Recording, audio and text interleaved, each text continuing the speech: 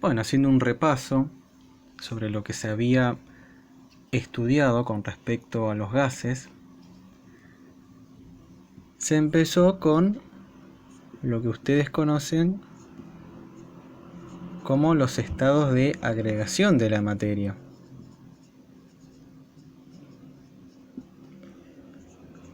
¿Cuántos estados había? Había tres, los tres principales. Teníamos el estado sólido, el estado líquido y el estado que a nosotros nos interesa en este momento es el estado gaseoso. Después se puede estudiar lo que se llama el estado plasma, que tiene que ver con un estado gaseoso en donde las partículas de ese gas están ionizadas. Después se estudió lo que se conoce como la teoría cinética de los gases. Esto la profe Mariela lo explicó. ¿Sí? ¿En qué consistía esta teoría? Bueno, fue propuesta por los científicos Boltzmann, Maxwell y Joule. Digamos, estos tres científicos con el paso del tiempo fueron, digamos, dándole forma a todos los conocimientos que iban adquiriendo. Todas las conclusiones las plasmaron en esta teoría, la teoría cinética de los gases, a partir de todas sus observaciones y contribuciones con respecto al estudio de la materia y de la energía. Y esta teoría se podía resumir en, bueno, dependiendo del autor, pueden ser 4 o 5, se puede definir en 6 postulados. Esos postulados tienen que ver, por ejemplo, sobre las moléculas, tiene que ver sobre el movimiento de las partículas que componen a un gas, ¿sí? Supongamos que yo tengo un gas acá, vamos a dibujarlo, en un recipiente. Recuerden que una propiedad del gas es que tienen un volumen que corresponde al volumen del recipiente, no tienen volumen propio. Acá tenemos las partículas de ese gas, pueden ser átomos, pueden ser moléculas, y lo que nos dice el primer postulado es que todas las moléculas tienen un movimiento libre, azaroso y caótico en ese recipiente, ¿sí? Todas las moléculas se mueven en diferentes direcciones. Pueden chocar contra las paredes del recipiente, pueden chocar contra ellas, ¿sí? Movimiento en todas direcciones. Esto es lo que dice el primer postulado de la teoría cinética de los gases. El segundo postulado hablaba sobre las fuerzas de atracción o repulsión entre las moléculas, átomos, entre las partículas que hay en ese gas. Se dice de que no hay fuerzas de atracción ni de repulsión. Están chocando contra las paredes del recipiente, contra ellas mismas, pero no se atraen entre ellas ni tampoco se repelen, ¿sí? Están en constante movimiento. Fíjense que la distancia entre cada partícula es muy grande, están muy distanciadas, propias del estado gaseoso, ¿sí? El estado líquido, recuerde que estaban un poco más juntas, y el estado sólido, obviamente el espacio era mucho menor. el tercer postulado hablaba sobre el volumen de esas partículas que componen a un gas.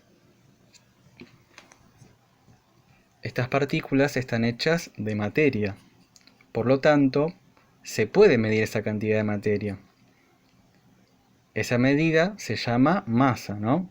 Es la cantidad de materia que compone cierto sistema. Bueno, justamente las moléculas o átomos de cierto gas tienen masa, ¿sí? Porque están hechas de materia. Entonces, como están hechas de materia, a la vez poseen un volumen, claro, porque ocupan cierto espacio. Lo que dice este postulado es que las partículas, al ser tan chiquititas, tienen un volumen muy pero muy pequeño en comparación con el volumen del recipiente. Por lo tanto, para esta teoría cinética, Boltzmann, me faltó una N. Para esta teoría nos dice que el volumen de cada partícula es muy chiquito en comparación con el volumen del recipiente que contiene ese gas. Por lo tanto, se dice que ese volumen es despreciable. El cuarto postulado hablaba sobre la energía cinética de las partículas de un gas. ¿Qué es la energía? Bueno, breve definición. Es la capacidad de realizar un trabajo o cambio. ¿Qué es trabajo? Trabajo, según la mecánica, es la relación que hay entre una fuerza aplicada y cierta distancia. Esta es una fórmula que ustedes no van a ver por el momento, pero sí en años posteriores. Formas de energía. Energía eléctrica, por ejemplo. Energía calorífica. Energía elástica. Energía potencial. Y la que nos interesa a nosotros, estos son ejemplos, ¿sí? No tienen que aprenderlos a todos. La energía cinética, ¿sí? Que es la energía que tiene que ver con un movimiento, ¿sí? Fíjense, la fórmula de energía cinética es esta, un medio de la masa por velocidad al cuadrado. ¿Qué quiere decir esto? Que la energía cinética va a depender primero de la masa de cada partícula y lo que nos interesa a nosotros, en este caso, es la velocidad que tenga cada una.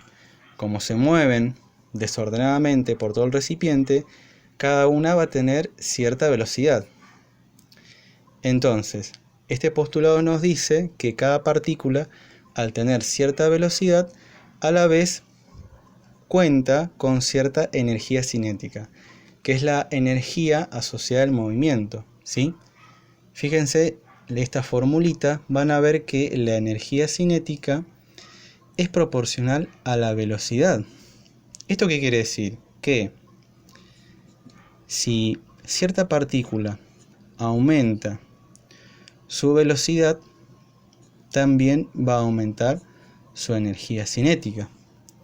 Entonces, como hay muchas partículas y cada una tiene su propia velocidad, ¿sí? Muchas velocidades distintas o iguales pueden ser, a la vez van a tener distintas energías cinéticas. Eso es lo que nos dice el cuarto postulado de la teoría cinética. El quinto postulado habla sobre la conservación de la energía cinética. Seguimos con energía cinética. Vamos a suponer que dos partículas van a impactar, van a chocar, ¿no? Acá tenemos las dos partículas y cada una va a tener una energía cinética diferente. Supongamos que la que está de color rojo es la que tiene mayor energía cinética. Y la que está con azul, la que tiene menor. Bueno. Se da el impacto, se desvían las partículas y resulta que aquella que tenía alta energía cinética ahora va a disminuir. Tiene menor energía cinética. Y la que venía con poca energía cinética ahora la va a aumentar. ¿Sí? Hasta que este proceso se repita. Puede ser que haya otro impacto acá con una energía menor, ¿sí? Una partícula con poca energía cinética. Y claro, se repite la misma situación. Esto ocurre con todas las partículas de este recipiente, que son muchísimas. Ahora, yo puedo decir que si sumo todas las energías cinéticas de todas las partículas, voy a sacar la conclusión de que en un principio va a ser una cantidad y al final va a ser el mismo. Yo digo que para cierta energía cinética del principio, después de un instante, va a ser la misma, ¿sí? Porque la energía cinética para cada partícula no se va a destruir, no se va a perder de alguna forma, sino que se va a transferir de partícula a partícula, ¿sí? Eso es lo que quiere decir el quinto postulado. Por eso se dice que la energía cinética en cierto recipiente, para cierto gas, va a ser constante a lo largo del tiempo. Es la misma, se conserva. Y por último, y ya terminamos el tema de la teoría cinética de los gases, habla sobre la relación que hay, de nuevo,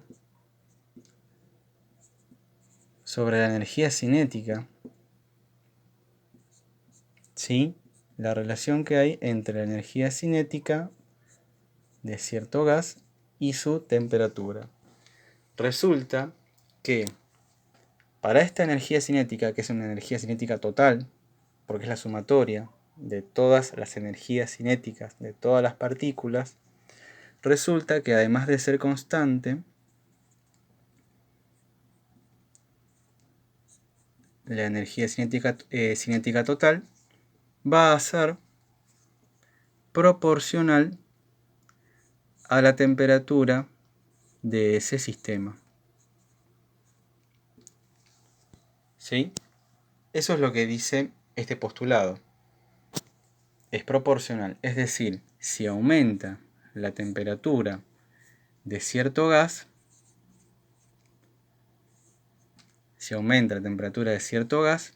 ¿qué va a pasar con su energía cinética? También va a aumentar.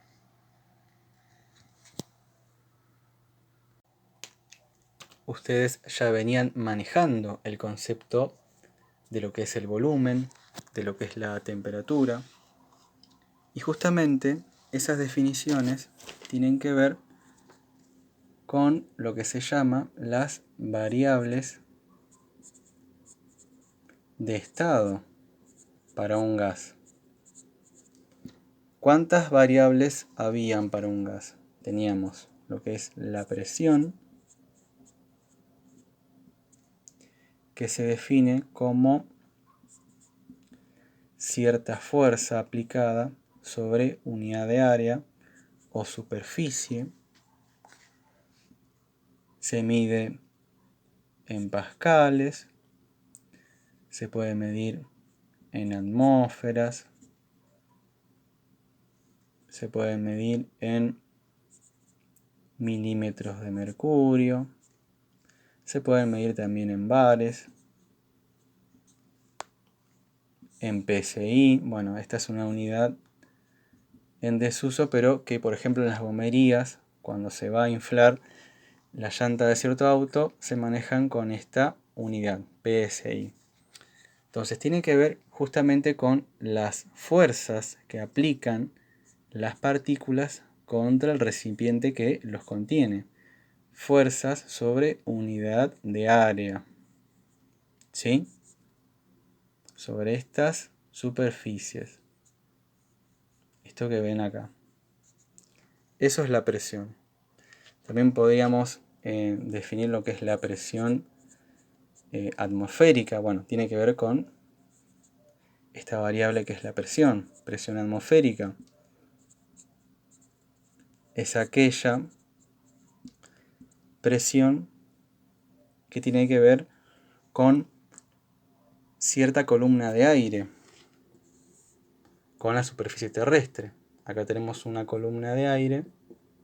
El aire está hecho de materia, por lo tanto tiene masa, y debido a la aceleración de la gravedad se ejerce una fuerza sobre la superficie, que claro, puede cambiar dependiendo a la altura en la que nos encontremos. La presión atmosférica puede aumentar estando cerca del nivel del mar, aumenta la presión, o puede disminuir, por ejemplo, con la altura.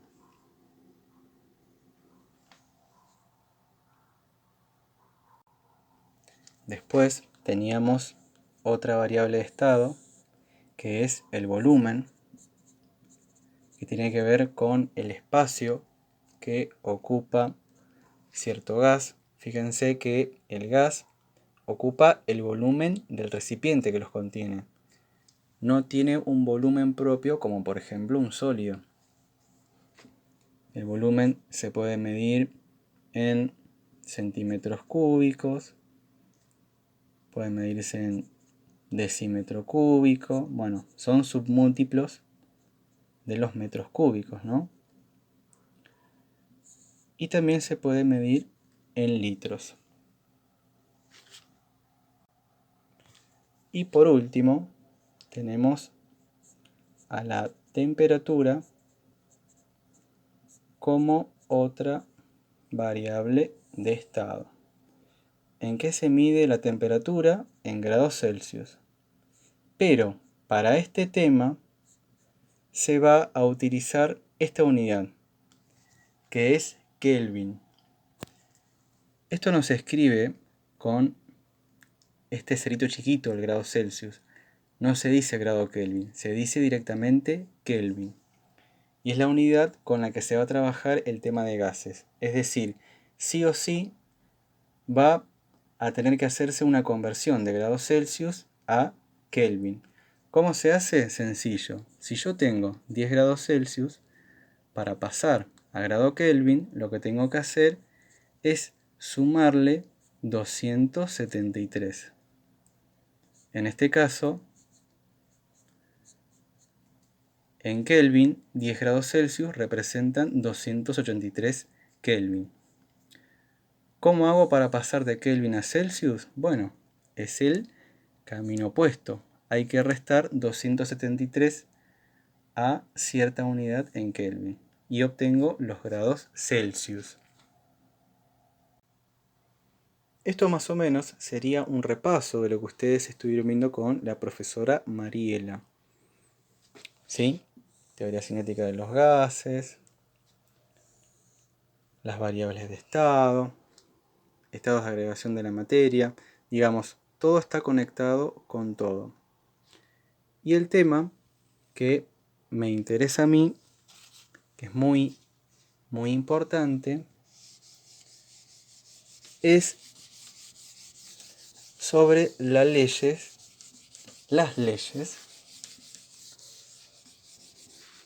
de los gases.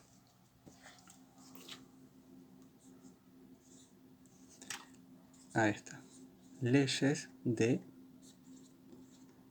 los gases.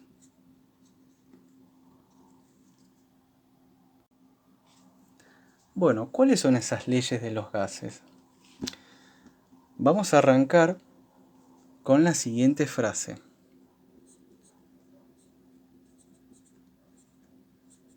Para cierta masa de un gas, ¿sí? Para cierta masa de un gas.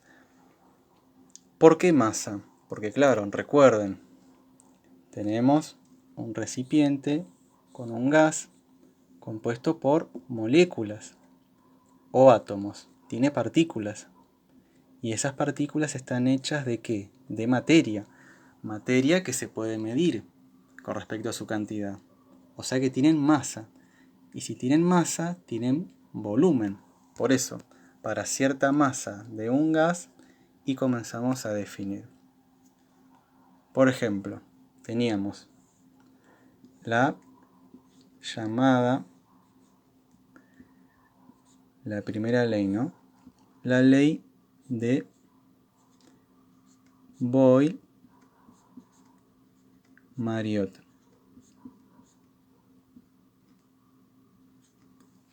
¿Sí? Claro, es una ley formulada por dos científicos distintos, el científico Boyle y el científico Mariotte. ¿Y qué decía esta ley? Primero que había una condición. ¿Cuál es esa condición?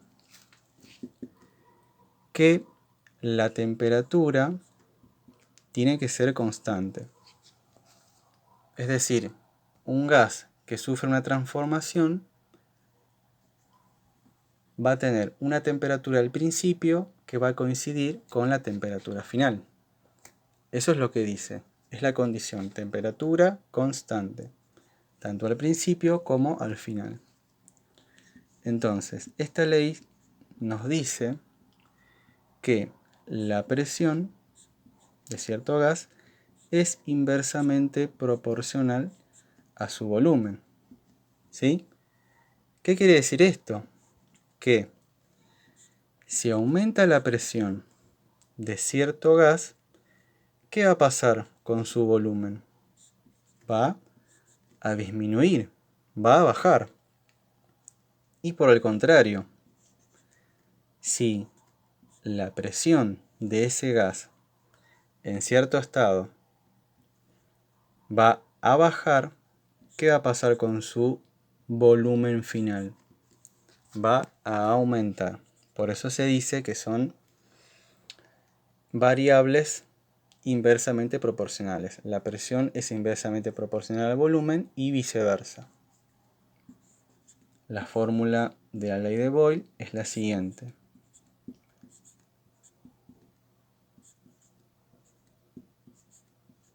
Esta es la formulita. Dice lo siguiente. Si esta presión al final aumenta, ¿qué va a pasar con este volumen? Va a bajar. Eso es lo que dice. Y viceversa con las otras variables, ¿no? Puede pasar que esta presión baje, ¿sí? Presión 1 tiene cierto valor. La presión 2 representa otro valor más bajo. Es decir, si baja esta presión, ¿qué va a pasar con su volumen final? Va a aumentar. Una aumenta y la otra baja. Después teníamos la segunda ley, que es la ley de Charles. ¿Sí?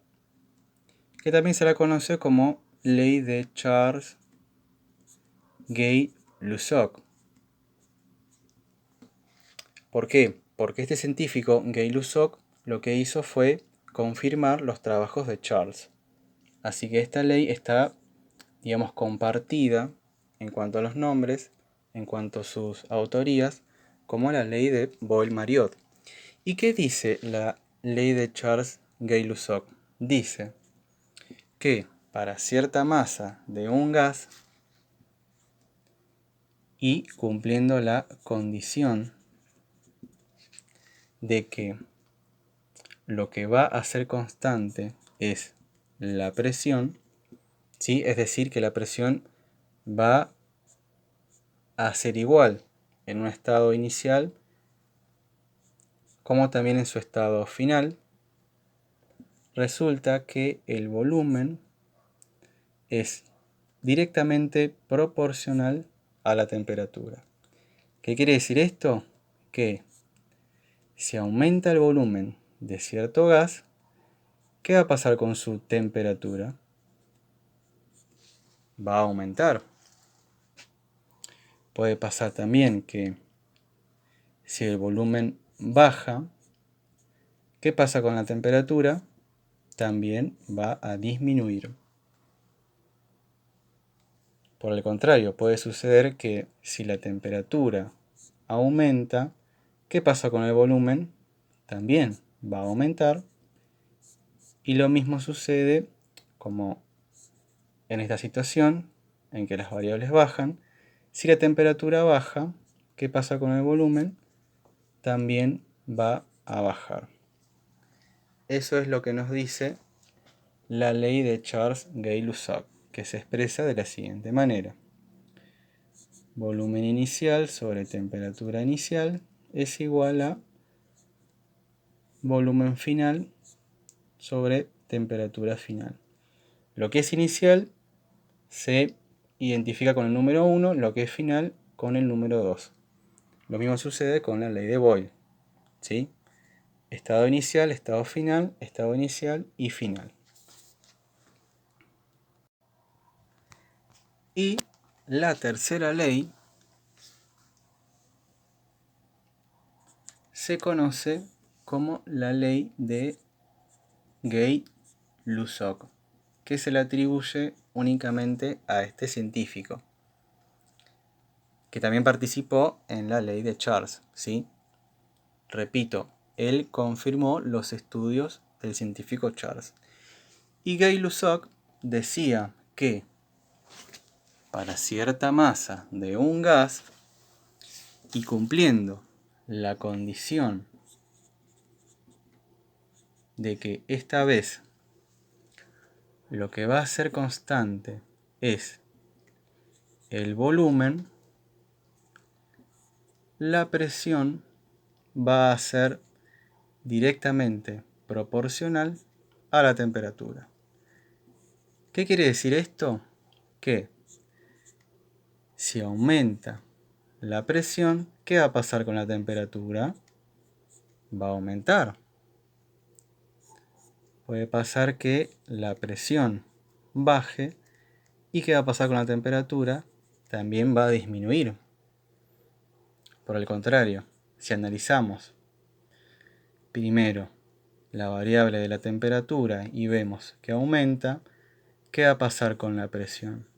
También va a aumentar. Y si la temperatura disminuye, ¿qué va a pasar con la presión? También va a bajar. La fórmula de la ley tercera de Gay-Lussac es la siguiente. Presión inicial sobre temperatura inicial es igual a presión final sobre temperatura final. Eso es lo que nos dice la tercera ley de Gay-Lussac. Estas son las tres leyes de los gases. Pero ustedes se preguntarán, ¿en dónde se observará estos fenómenos en la vida real, en la vida cotidiana? Bueno, por ejemplo, para la ley de Boyle, ustedes pueden encontrar que se cumple esta ley cuando utilizan lo que sería una jeringa, ¿no? Supongamos que esta sería la parte de la aguja. Acá tenemos los soportes, ¿sí? Acuérdense que una jeringa tiene una parte móvil que se llama émbolo, ¿sí? Que es la parte que se mueve. Para una jeringa vacía, supongamos que está vacía, claro, hay aire en su interior. Entonces, este aire ocupa cierto volumen, que es el volumen de este recipiente, ¿no? De la jeringa. Tiene cierta presión también. Entonces, cuando a esta jeringa yo le aplico otra presión, que sería la presión que yo aplico con los dedos de mi mano, este émbolo se va a desplazar, se mueve. ¿Sí? Acá estaría el vector de la fuerza que se aplica, ¿no? Asociada a la presión. Se aplica la presión y ¿qué pasa con el volumen? El volumen va a disminuir. Acá tenemos un ejemplo de la primera ley, que es la ley de Boyle. Bien, vamos a anotarlo, ¿no? Ejemplo, ley de Boyle, el uso de jeringas. Otro ejemplo, sí. Por ejemplo, a ver. Por ejemplo, hay un ejemplo. Tenemos cierta cantidad de líquido, agua, en un lago, por ejemplo. Y podemos observar que ciertos microorganismos, pueden ser ciertos animales, un pez, por ejemplo, o también pueden tratarse de algas. ¿Sí? Algún ser vivo pueda emitir una burbuja. Bueno, fíjense que bajo esta masa de agua hay una presión, ¿sí? Que es la presión de los líquidos.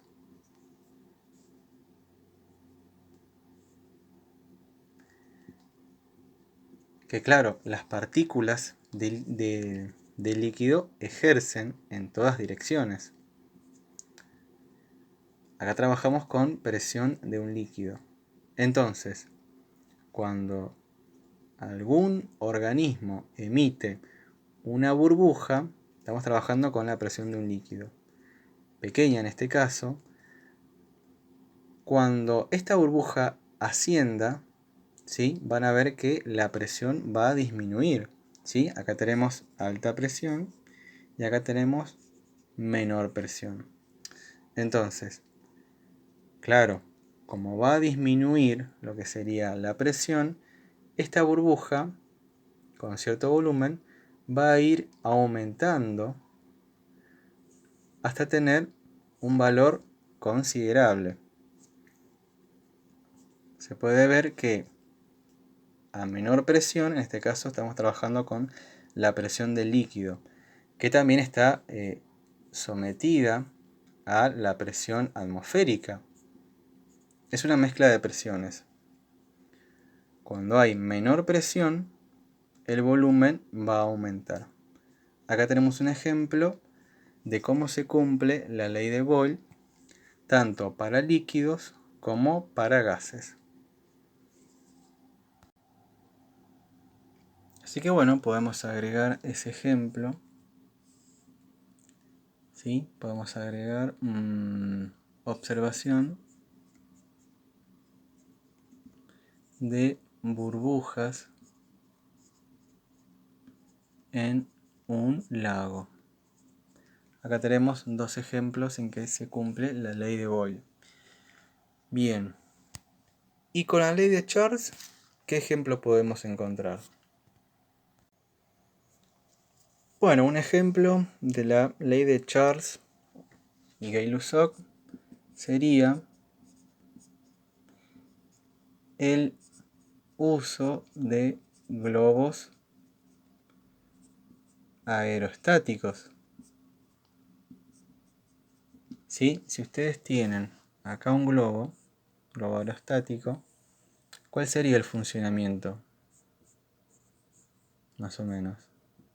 Tenemos cierto volumen de un gas, acá están las partículas, y si yo le agrego calor y por lo tanto aumento la temperatura de ese gas, ¿qué va a pasar con ese volumen? Va a aumentar, se expande, y esto produce que todo este globo aerostático puede ascender, la gente puede viajar, ¿sí? Pero fíjense esto, aumenta la temperatura, aumenta el volumen. Es lo que sucede acá. Aumenta el volumen, aumenta la temperatura. El volumen es proporcional a la temperatura. Y otro ejemplo tiene que ver una experiencia muy interesante. Si yo inflo un globo, el globo tiene aire. El aire es un gas. Y este mismo globo lo meto en la heladera. O vamos a suponer que acá hay un cajón, ¿sí?, con hielo, con cubitos de hielo. Pongo el globo acá, ¿no? Vamos a ver que ese globo se hace chiquito, se comprime. ¿Y eso por qué? Porque le bajé su temperatura, ¿sí? Acá hay una temperatura y acá hay otra, una temperatura menor. Entonces fíjense, si baja la temperatura, ¿qué va a pasar con su volumen? También va a disminuir. Por eso es que el globo se, digamos, hace chiquito, se comprime, se achicharra, se pone más pequeño, disminuye su volumen. Bajo la temperatura y también va a bajar su volumen. Vamos a agregar esto como la experiencia del globo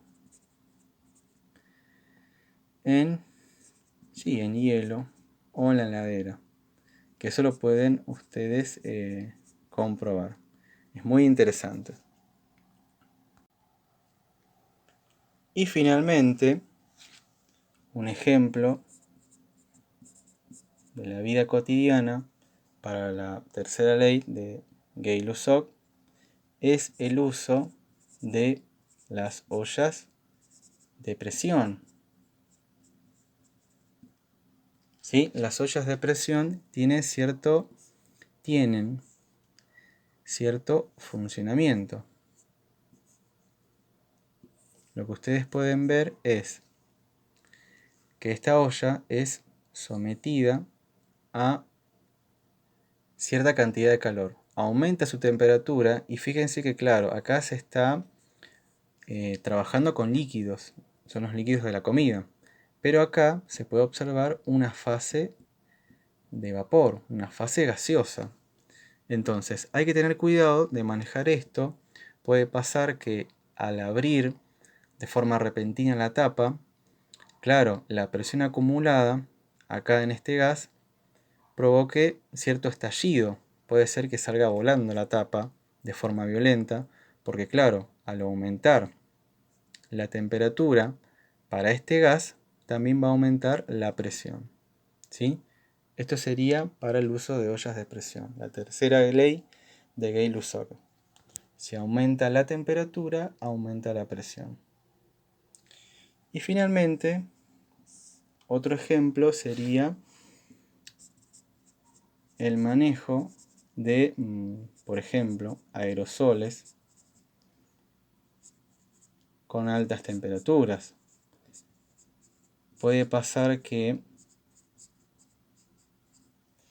cuando se descartan materiales como desodorantes, y justamente puede ocurrir, este es un desodorante, ¿no?, que la gente organice quemas de basura.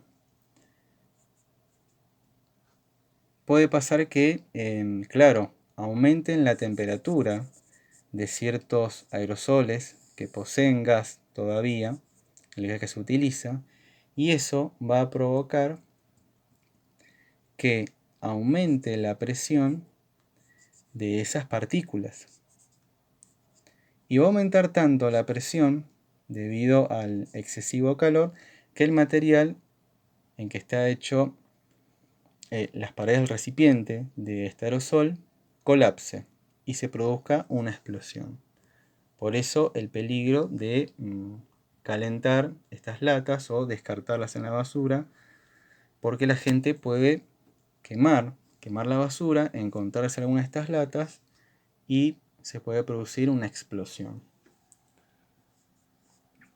Acá tenemos un ejemplo en donde se cumple la tercera ley de Gay-Lussac.